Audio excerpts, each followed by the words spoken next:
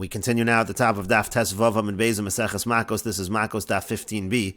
On the previous Amud, the Gemara was discussing the opinion of Rabbi Yochanan that when it comes to a lav shekidmo aseh, let's say you have a negative commandment that's preceded by a positive commandment, so then that negative commandment will in fact receive malchus. And the Gemara asked a question from the case of onus, the case of rape, because in the case of onus that seems to be a lav shekidmo aseh, because a person, after he rapes the woman, he's supposed to marry that woman, but then let's say he were to divorce the woman, the halacha actually is that he marries the woman, he remarries the woman, and then he does not get malchus. That's a lav shekidmu aseh. But by fulfilling the aseh after he violates the lav, after he divorces the woman, when he fulfills that aseh afterwards, apparently he gets out of malchus. So that's a question on what Rabbi Yochanan said.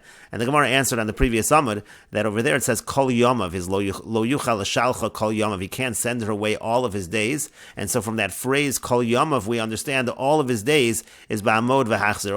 All of his days he's able to remarry her, and that's why only over there by onus it's an and he's able to get out of malchus.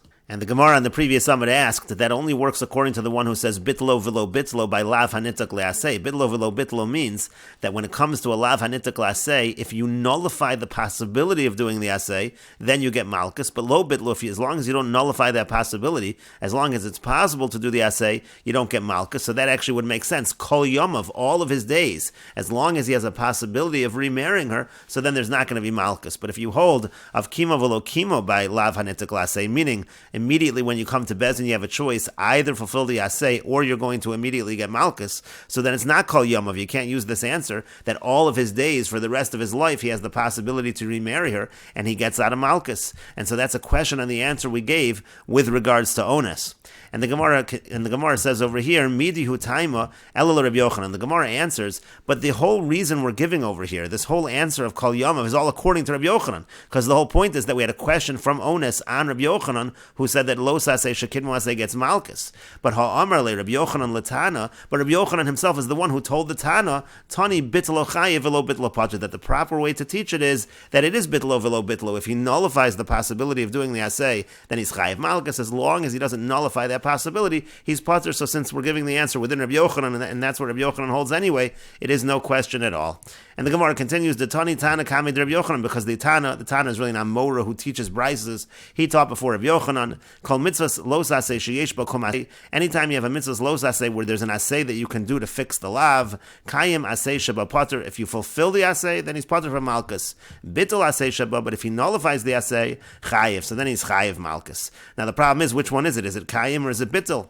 That's what he said to him. Amarle said back to him, Mai ko amrit. What are you saying? Kayim pater, that if he fulfills it, then he's pater lo kayim chayiv. That would imply if he doesn't fulfill the aseh, he's chayiv malchus. But then you say bittul chayiv, that if he nullifies the possibility of doing the lav, he's chayiv. That would imply lo bittul pater, that as long as he has not nullified the possibility, he's going to be exempt. And Rabbi Yochanan said, so obviously you can't teach it that way. Rather, the way it should be taught is bitlo velo bitlo. If he nullifies the possibility again, then he gets malchus. As long as he doesn't nullify the possibility, he does not get malchus. And again, as long as we're within Rabbi Yochanan, we don't have any questions. And the Gemara continues, Rabbi Shimon ben Lakish Omer. Rabbi Shimon ben Lakish says, he says different than Rabbi Yochanan. He says kaimu velo kaimu, that the real way to learn it is kaimu velo kaimu, meaning again, if he fulfills the mitzvah aseh, he doesn't get malchus. But if, let's say, when they come to Bezin, he doesn't fulfill that mitzvah aseh, then he will immediately get malchus. And the Gemara continues and explains, b'mai kol miflagi, what exactly are Rabbi Yochanan and Reish Lakish arguing about? B'hasras safek kol miflagi. They're actually arguing about whether a person can give hasra in a situation of doubt. Mar savar hasra safek shma hasra. Rabbi Yochanan holds that giving hasra in a situation of doubt is a hasra. That's why he says bitlo velo bitlo, because it's really all a situation of doubt. For the rest of his life, we don't know whether he's going to fulfill this aseh or not. Umar savar, and the other one holds, meaning Reish Lakish holds, hasra safek lo shma hasra, that hasra is not a hasra, that's not a warning. We'll see Rashi on this in a moment. We'll finish the Gemara up. V'yazdu l'tamayu, and the Gemara says that Rabbi Yochanan and Reish Lakish, they follow their reasoning. They say the same idea in the following. The itmar, because it was stated, shvua sha'ochel kikar zeh hayom. Let's say a person takes an oath that he's going to eat this loaf of bread today. V'yavar hayom v'lo achla, and then the day passes and he doesn't eat it. Rabbi Yochanan and Reish Lakish da'amri tarvayu, both Rabbi Yochanan and Reish Lakish say, eino loka, he does not get malchus, but they give different reasons.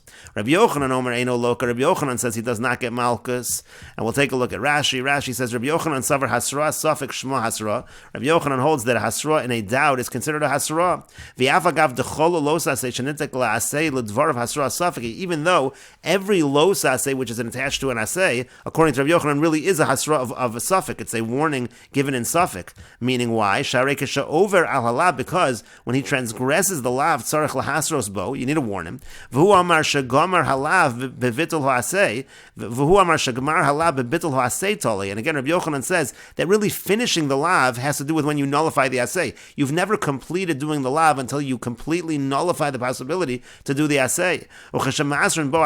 So when they warn him, don't divorce, there's a doubt over here. Maybe he never will nullify the asay. Maybe he never will make some kind of neder that she shouldn't get hano. It's only when he makes that oath, it makes it impossible for him to remarry her. Then we're going to say malchus alma hasra safek shma hasra. You see, according to Rabbi Yochanan, that hasra safek is a hasra. Reish Lakish savar hasra safek lo shma hasra. Reish Lakish holds that's not a hasra. Hilkachim hoya gemar halav tali bevitel asay. Therefore, Reish Lakish would say if the completion of the lav is dependent on nullifying the asay, lo haya loka olav, there couldn't possibly be any malchus. El halav mishagirish nigmar. Rather, Reish Lakish has to say that the person completes the lav the moment he divorces, so they're able to give him a clear warning: when you divorce, you've transgressed the lav. V'havalo hasras vaday. That's hasras vaday. V'asay nitin lios tachas hamalchus. And according to Reish Lakish, the asay is just something you can do to substitute instead of getting malchus. When the person comes to bezin, either he'll fulfill the asay or he will get malchus. And Rashi continues, Diamri tarvayu eino loka, again in the case where the person takes an oath that he's going to eat this loaf today and then the day passes and he doesn't. So both Rabbi Yochanan and Reish Lakish say that there is no malchus.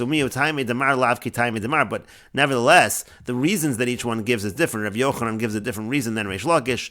Ochel v'lo achal, again, eating and then he doesn't eat. Avar al shvuaso, kishu yoshev ubatal. That's a case where he transgresses his oath by doing nothing. He was supposed to eat it, instead he did nothing and he did not eat. V'en kan maisa, so you have a situation over here where there was no action. V'hasras safek nami have. It's also a case of warning given out of doubt. Sharei talas man l'shvuaso kol hayom, because there's a time period here the entire day in terms of trying to determine whether or not he violates the oath. It's not like they can tell him at this moment, if you do this, then you're going to be in violation. And we will continue with this discussion in the next video on Daf Tazayin Amud Aleph.